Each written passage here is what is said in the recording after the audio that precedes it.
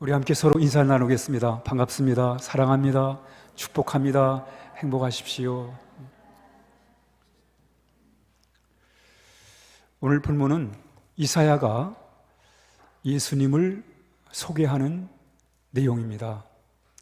이사야가 700년 전에, 예수님 오시기 전 700년 전에 예수님에 대하여 소개를 하는데 어떻게 소개를 하는가 한번 들어보시기를 바랍니다. 우리 한번 이사야 53장 2절입니다. 시작. 그는 주 앞에서 자라나기를 연한 순 같고 마른 땅에서 나온 뿌리 같아서 고운 모양도 없고 풍채도 없은즉 우리가 보기에 흠모할 만한 아름다운 것이 없도다.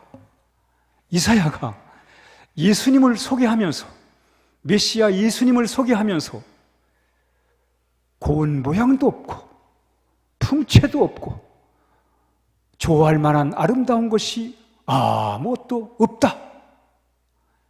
여러분, 세상 천지에 이런 소개가 어디 있습니까?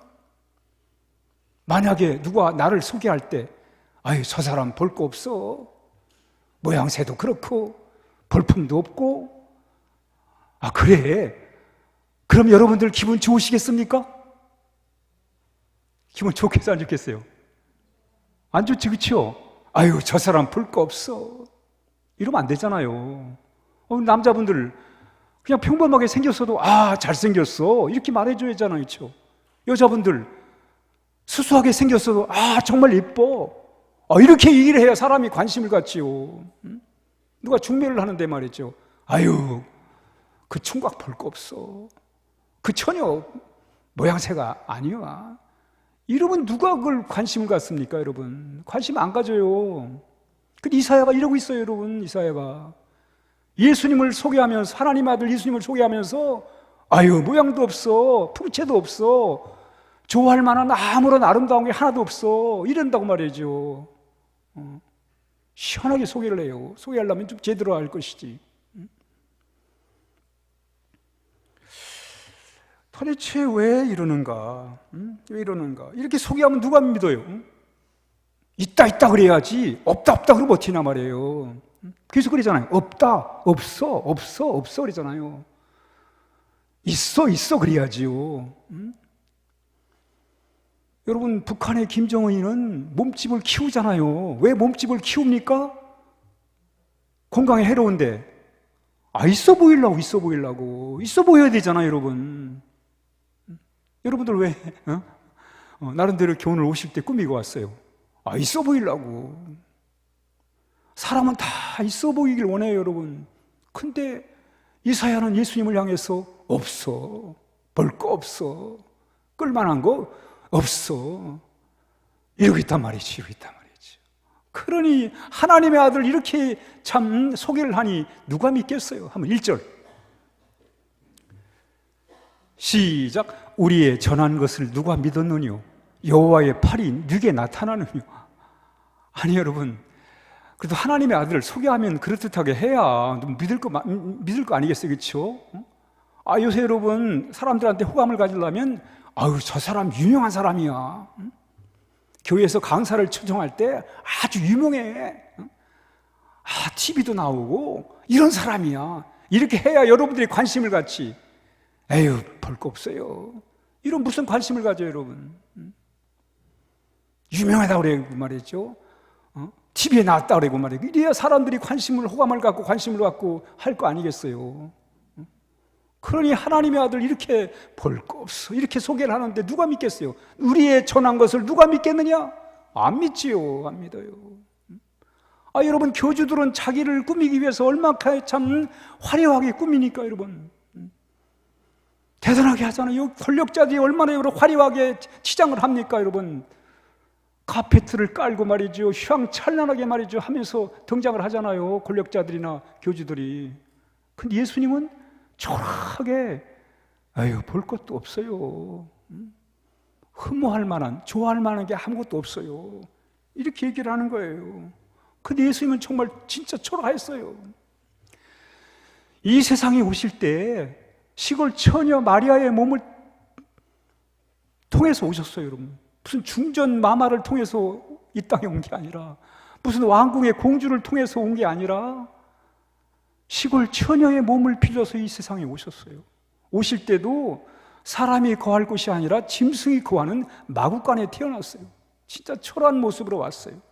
와서도 이름도 없는 나사렛 동네에서, 그래도 예루살렘에서 자랐다 그러면 뭔가 좀 있게 보일 텐데, 이름도 없는 나사렛에 무슨 선한 것이 나겠느냐, 이럴 정도로 그 나사렛에서 예수님이 자란 거예요. 자랐어요. 하나님 나라 운동을 그렇게 많이 하면서도, 우리 스가랴서 9장 9절, 스가랴 9장 9절 시작. 내 왕이 내게 임하시나니 그는 공의로우시며 구원을 베푸시며 겸손하여서 나귀를 타시니 나귀의 작은 것 곧 나귀 새끼니라. 아니, 인류를 구원하기 위해 오신 분이 말이죠, 말도 아니고 나귀를 타고 오셨단 말이죠. 정말 초라하지 않아요, 여러분?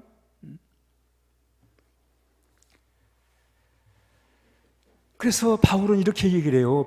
예수님에 대해서 바울이, 우리 빌립보서 2장 6절 시작. 그는 근본 하나님의 본체시나 하나님과 동등됨을 취할 것을 여기지 아니하시고 오히려 자기를 비워 종의 형체를 가지사 사람들과 같이 되셨고 사람의 모양으로 나타나사 자기를 낮추시고 죽기까지 복종하셨으니 곧 십자가에 죽으시니라.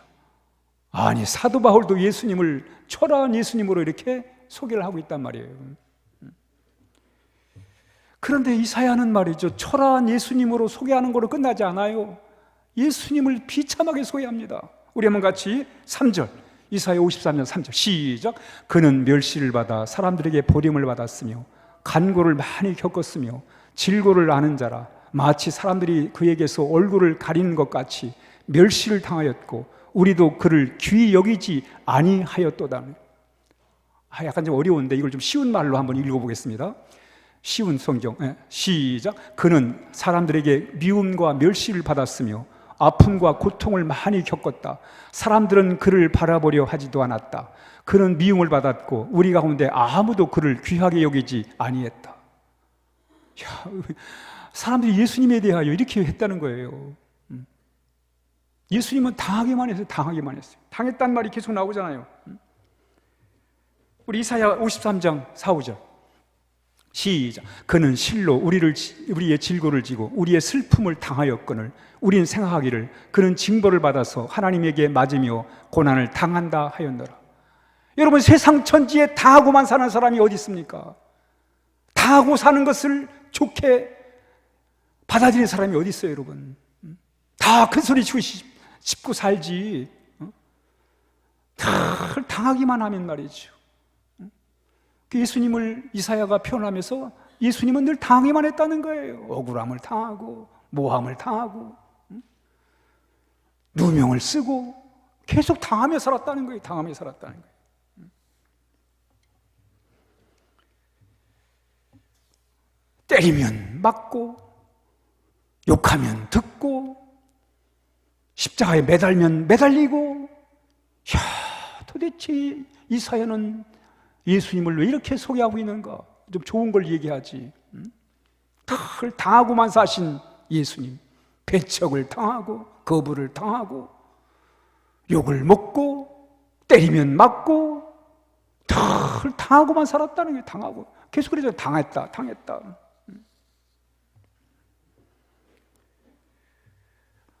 그런데 참 이사야가 말이죠, 예수님을 소개하면서 더 참 견디기 어려운 거는, 그렇게 당하면서도 예수님이 이렇게 해요.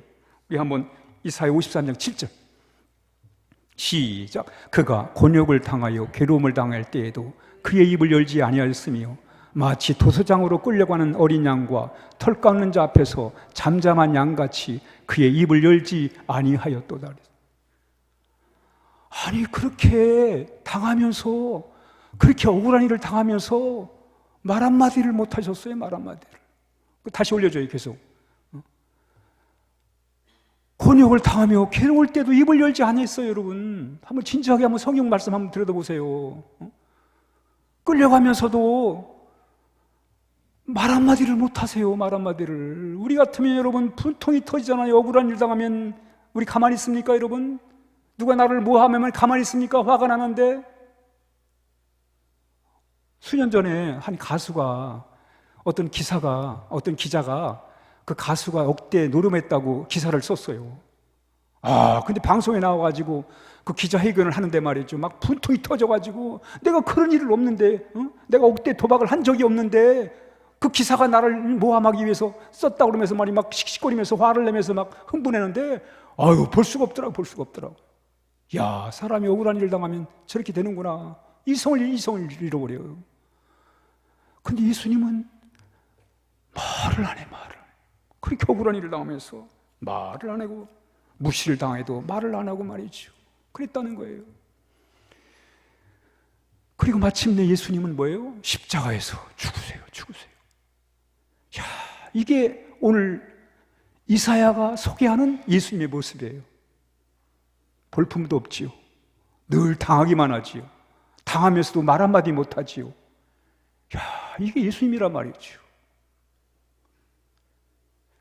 야, 이런 분이 메시아가 되고 구원자가 되는가? 우리 좀 진지하게 생각을 해봐야 돼요. 이사야가 소개하는 오늘 예수님의 모습. 그럼 도대체 왜 예수님은 이러해야 되는가? 왜 하나님의 아들이면서 죄가 없으면서 왜 이렇게 초라한 모습으로 이 세상에 와가지고 수많은 일들을 당하고 억울한 누명을 쓰고 억울한 누명을 쓰면서도 말 한마디 못하고 십자가에 죽어야만 했는가?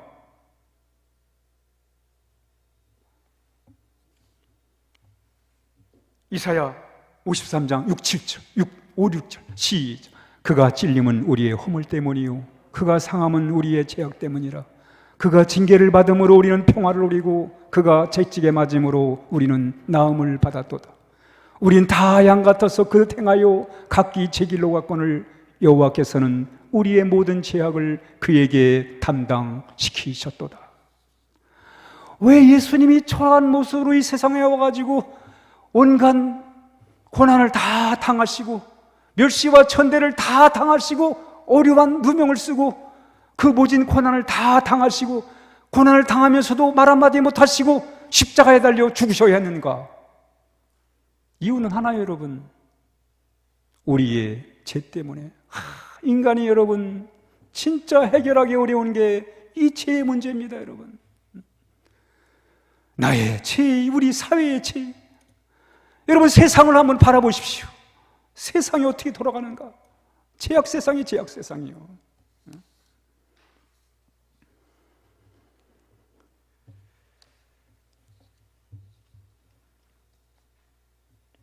사실 예수님은 죄가 없는 분이에요. 이런 일을 당할 이유가 없는 분이에요.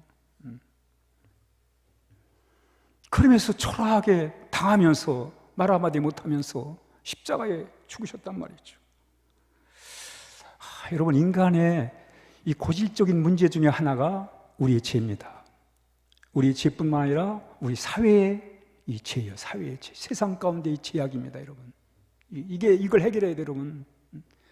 이걸 해결하지 못하면 좋은 나라 안 돼요, 여러분. 좋은 가정도 안 되고 좋은 사회가 안 돼요. 죄를 해결 안 하면 안 돼요, 여러분. 안 돼요. 이 셰익스피어의 4대 비극을 보면 그 주제가 뭐냐면 거기 나오는 얘기 4대 비극의 내용이 뭐냐면 욕심을 부려요. 왕이든 욕심을 부려요. 밑에 사람이든 왕이든 욕심을 부리면 그러면서 욕심을 부리면 반드시 죄가 들어옵니다. 죄를 짓는 거예요. 그래서 사람을 죽여요. 사람을 죽이면 반드시 보복을 합니다. 그럼 또 다시 배신을 하고 또 죽이고 그리고 결국은 다 망하는 거예요. 다 망해요.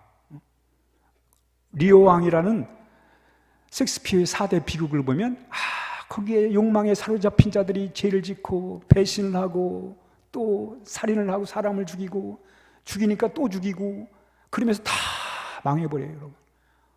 여러분 셰익스피어가 왜 이런 글을 쓰고 있어요? 이게 세상의 일이라 세상 사는 우리의 모습이란 말이에요, 여러분.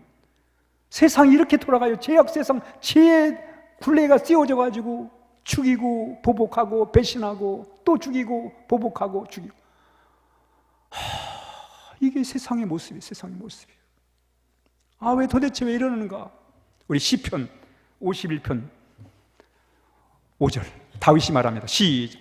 내가 죄악 중에서 출생하였으며 어머니가 죄 중에서 나를 잉태하였나이다. 야, 여러분, 우리의 마음엔 죄가 있어요. 죄가 있습니다. 겉으로야 뭐 죄가 없는 척하며 살지만 죄가 있어요, 여러분. 제 마음에도 죄가 있고 여러분의 마음에도 죄가 있어요.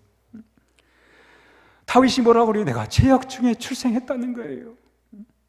그러면서 시편 51편 3절 시작. 무릇 나는 내 죄과를 나오니 내 죄가 항상 내 앞에 있나이다. 죄가 항상 나를 따라다녀요. 나를 따라, 내 마음속에서 나를 따라다니는 거예요. 그리고 그 죄 때문에 괴로워하는 거예요. 우리 한번 로마서 7장 21, 24 현대인 성경 시작. 여기서 나는 하나님의 원리를 발견했는데 그것은 선한 일을 하려는 나에게 악이 함께 있다는 사실입니다. 난 얼마나 비참한 사람인가요? 누가 이 죽음의 몸에서 나를 구해내겠습니까?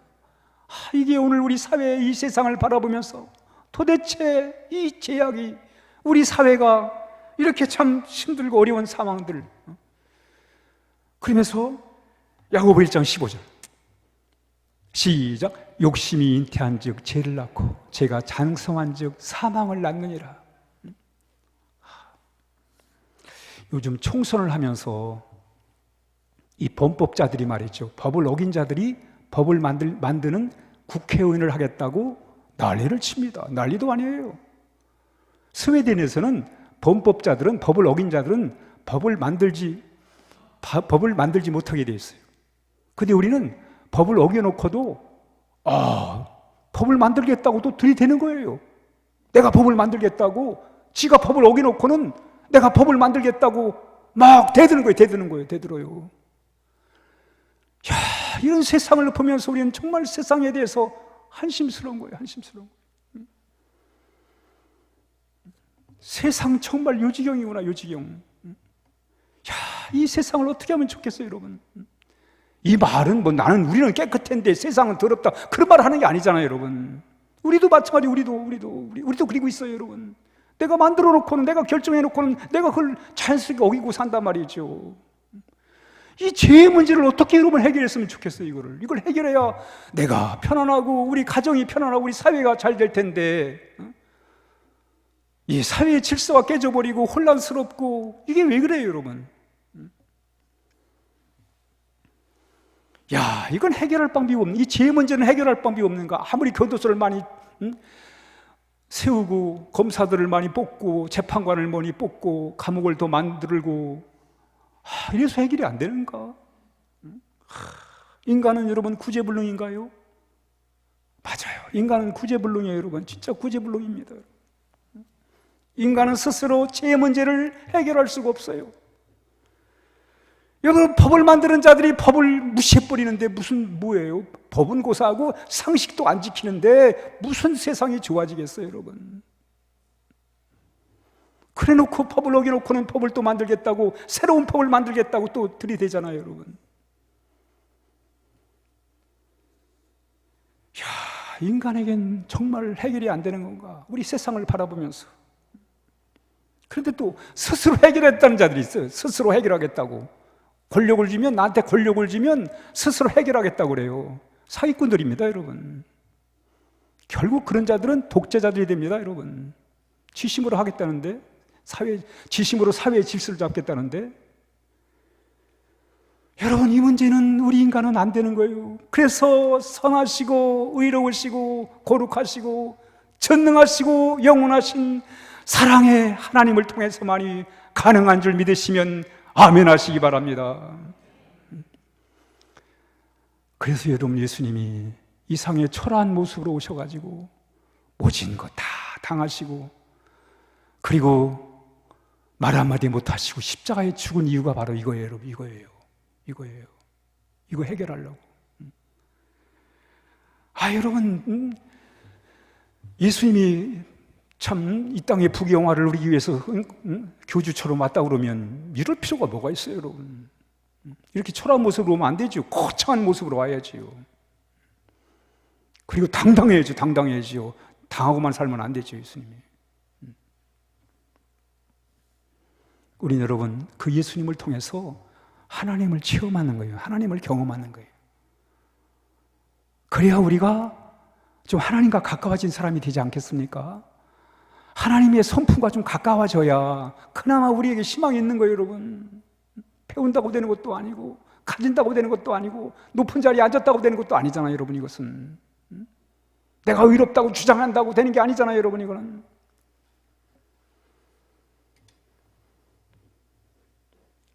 예수님이 초라하게 이 땅에 오셔가지고 수많은 어려움들을, 고난을 당하시고, 그러면서도 말 한마디 안 하셨던 예수님은 왜?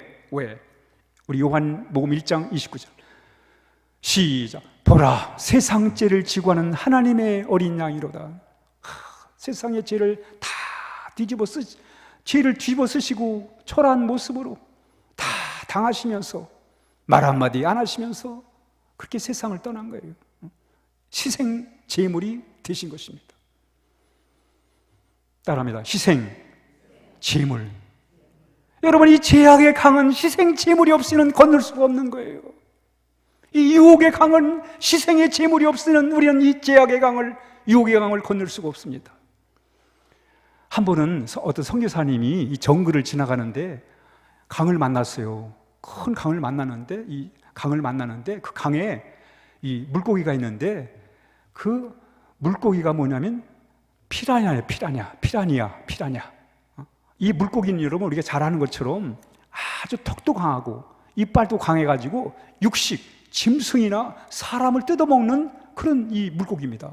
아주 무서운 거죠. 그래서 짐승이나 사람이 강을 건너다 이 피라냐를 만나면 삽시간에 몸이 다 뜯겨나가는 거예요. 무시무시한 물고기예요, 여러분. 한번 눌러붙어 버리면 감당이 안 되는 거예요, 이 피라냐. 그 선교사님이 그 강을 건너야 되는데 잘못하다가는 피라냐에 밥이 되니까 걱정이 된 거예요. 그래서 어떻게 하나 이렇게 몸둘 바를 모르고 있는데 한 원주민이 양떼를 끌고 오는 거예요. 오면서 이때 선교사님이 이 강을 건너야 되는데 이 피라냐 때문에 내가 건널 수가 없는데 어떻게 하면 좋겠냐고 얘기를 해요. 그랬더니 이 원주민이 방법이 있다고. 그 어떤 방법이 있냐고 그랬더니 그 자기가 키우는 그 양을 한 마리를 말이죠, 그 강에다 풍덩 던지는 거예요. 그랬더니 피라냐가 그 양에게 양 뜯어먹기 위해서 다 몰린 거예요. 이때 원주민이 선교사님한테 이때 우리가 건너야 된다고. 그래가지고는 서둘러가지고 그 강을 건너게 됐다는 거예요. 그 희생양을 통해서 그 위험천만한 강을 걷는 거예요, 여러분. 죄악의 강은 희생 제물을 통해서, 우리 주님의 희생을 통해서 죄악의 강을 걷는 줄 믿으시면 아멘 하시기 바랍니다. 그래서 우리 예수님이 희생 제물이 되신 거예요, 여러분. 희생 제물이. 그 네덜란드 유명한 렘블란타라는 화가가 있는데, 그 화가가 예수님의 십자가에 예수님을 그렸어요. 그리고는 거기다 한 사람을 또 그려 넣어요. 도대체 이 사람이 누구야? 그랬더니 그가 이렇게 얘기를 해요. 우리 한번 같이 렘블란타가 말한 글을 읽어봅니다. 시작. 예수님이 십자가에서 돌아가시는 현장에 거기에 내가 있었습니다. 내가 그곳에서 십자가에서 돌아가시는 예수님을 바라보았습니다. 예수님은 바로 나를 위해 죽으셨기 때문인 것입니다. 여러분, 우리 사순절을 보내면서 정말 주님이 왜 초라한 모습으로 억울한 일 다 당하시면서 말 한마디 못하시고 십자가에 죽으셔야 하는가? 우리 생각을 해봐야 돼요, 여러분. 나를 위해. 나는 내 스스로 죄를 해결할 수가 없습니다, 여러분. 아니, 죄는 고사하고 시험도 유혹도 나 스스로는 해결할 길이 없습니다. 진짜 여러분, 내가 의로운 척하는 거지 의롭지 않아요, 여러분. 남보다 나은 척하는 거지 낫지 않아요, 여러분. 내가 세상에서 바른 소리 하는 척하는 거지 바르지 않아요, 여러분. 우리가 하나님의 이런 십자가를 통해 하나님의 신비를 경험하지 않으면 우리는 새로워질 수가 없는 사람들입니다, 여러분. 좋은 세상 만들겠다고 떠드는 사람이 있어요, 여러분. 나한테 권력을 주세요. 그럼 내가 좋은 세상 만들겠습니다. TV에 나와서 막 난리를 쳐요, 여러분. 그런 자들에게 권력을 주면 어떻게 되는지 아십니까? 그 권력을 가지고 질서를 잡겠다고 사람을 막 죽이는 거예요. 사람을 죽여요. 사람을 감옥에 보내고 말이죠.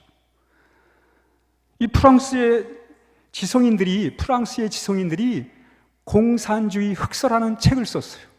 그 책에 이 공산주의 국가들이 세워지면서 1억 명이 감옥에 가거나 1억 명이 죽었어요, 여러분. 1억 명.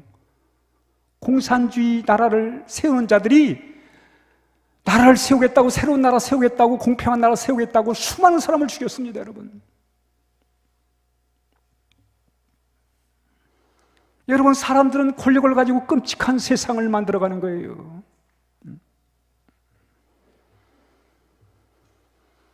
그러나 예수님이 세우신 하나님의 나라는 당하시고, 그러면서도 말 한마디 안 하시면서 마침내 십자가의 희생을 통해서 세워지는 나라가 하나님의 나라인 줄 믿으시면 아멘 하시기를 바랍니다. 베드로전서 2장 24절 시작. 친히 나무에 달려 그의 몸으로 우리 죄를 담당하셨으니 이는 우리로 죄에 대하여 죽고 의에 대하여 살게 하려 하심이라. 그가 채찍에 맞음으로 너희는 나음을 얻었나니.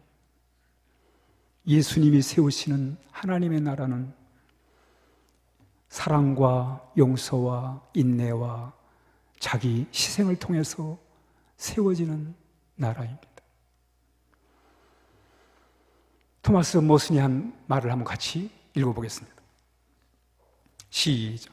침묵으로 성인들은 성장했고, 침묵으로 인해 하나님의 능력이 그들 안에 머물렀고, 침묵 안에서 하나님의 신비가 그들 안에 알려졌다. 침묵으로 성인들은 성장을 했고, 침묵 가운데 하나님의 능력이 그들 안에 머물렀고, 침묵 가운데 하나님의 신비를 그들은 경험하게 됐다는 거예요. 예수님이 왜 그렇게 고난을 당하면서도 말없이 십자가를 지셨는가? 침묵의 침묵. 그래서 오늘 토마스 머튼이 쓴 침묵의 소중함에 대한 시를 한번 같이 읽고 마치겠습니다. 시작. 침묵은 온유입니다. 마음이 상했지만 내 권리를 주장하지 않을 때, 다만 이 상황을 하나님이 막아주실 것을 믿고 맡길 때, 침묵은 온유입니다. 침묵은 사랑입니다. 형제들이 탓을 드러내지 않을 때, 지난 과거를 들투지 않고 용서할 때, 판단하지 않고 마음속 깊이 변호해 줄 때, 침묵은 사랑입니다. 침묵은 인내입니다. 불평 없이 고통을 당할 때, 인간의 위로를 찾지 않을 때, 서두르지 않고 씨가 천천히 싹이 트는 것을 기다릴 때, 바로 침묵은 인내입니다. 침묵은 겸손입니다. 다른 사람이 잘 되도록 입을 다물 때 하나님의 능력의 선물이 감춰졌을 때도 내 행동이 나쁘게 평가되든 어떻게 내버려둘 때 바로 침묵은 겸손입니다. 침묵은 믿음입니다. 그분이 행하도록 침묵할 때, 주님의 임재를 위해 세상 소리와 소음을 피할 때, 그분이 아는 것만으로 충분하기에 인간의 이해를 찾지 못할 때 바로 침묵은 믿음입니다. 여러분, 좋은 나라, 좋은 사람은 어떻게 이루어지는가? 좋은 사람은 어떻게 만들어지는가? 좋은 사회는 어떻게 만들어지는가? 좋은 국가는 어떻게 세워지는가? 온유와 사랑과 인내와 겸손, 자기 희생을 통해서. 여러분, 가정도 희생의 제물이 있어야지. 우리 가정마다 가정에 목만 주고 큰 소리만 치는 사람이 있다고 가정이 잘 되는 줄 아십니까? 아니에요, 여러분. 가정에도 희생하는 자가 있어야 가정이 잘 되는 거예요. 사회도 마찬가지고 교회도 마찬가지고 나라도 마찬가지예요. 큰 소리 치는 자 많다고 나라가 잘 되는 거 아니에요, 여러분. 바로 이 나라를 위해 희생하는 자들이 결국 이 나라의 기초가 되는 것이고, 이 나라를 더 좋은 나라로 하는 거예요. 우리 예수님이 십자가에서 보여주신 우리가 잘 되는 법이 뭐예요? 오늘 그거예요. 비록 초라하지만 다 당하시면서도, 억울하면서도 억울한 말 한마디 못하고 마침내 자신을 희생의 제물로 삼으셨던 예수님. 바로 그 예수님의 우리가 길을 따라갈 때 우리 사회, 우리 나라는 더 건강하고 더 밝은, 더 질서 있고 더 깨끗한, 더 평등한, 공정한 나라가 될 것입니다. 아멘. 그런 사명을 가지셔야 돼요. 우리 교인들부터 의식이 깨어나가지고 이 나라가 잘 되는 길이 뭔가를 우리가 분명히 알아야 돼요. 여러분. 세상 따라가지 말고, 세상 풍속 따라가지 말고 잘 분별해서, 그래서 우리가 정말 우리가 깨어서 바른 사회, 바른 나라, 바른 국가를 우리가 세워가야 하겠습니다. 결론입니다. 읽습니다. 시작. 겸손하게 고난에 동참하며 침묵하면서 예수님의 십자가를 붙들고 제 문제 해결하고 좋은 세상 만들어 가자. 그렇게 하시겠습니까? 그렇게 하시겠습니까? 기도하겠습니다.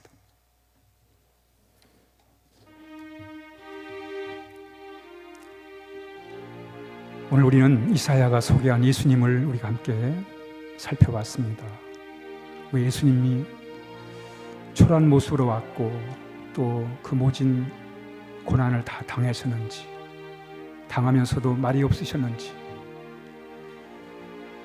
그 예수님이 우리에게 보여주신 이 진리를 우리가 잘 깨닫고 우리의 삶에 잘 적용해서 내 삶이 더 복되게, 우리 가정이 더 복되게, 우리 사회가 더 건강하게, 이 나라가 더 튼튼하게 우리 함께 세워가야 하겠습니다. 이런 나라 되도록 우리 함께 기도합니다.